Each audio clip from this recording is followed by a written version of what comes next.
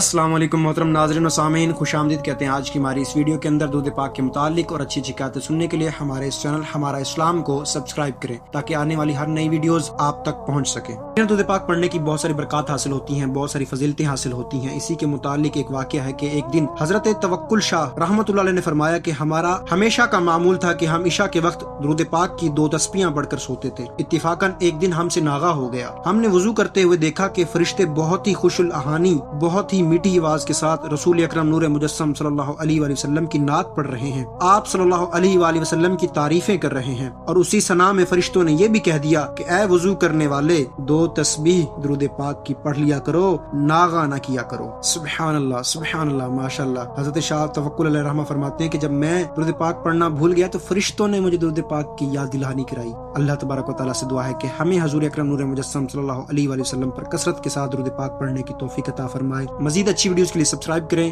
Video کو like and share کریں، comment بلو میں اپنی رائے دینا نہ بھولیے گا۔ جزاکم اللہ خیرا و احسن الجزا۔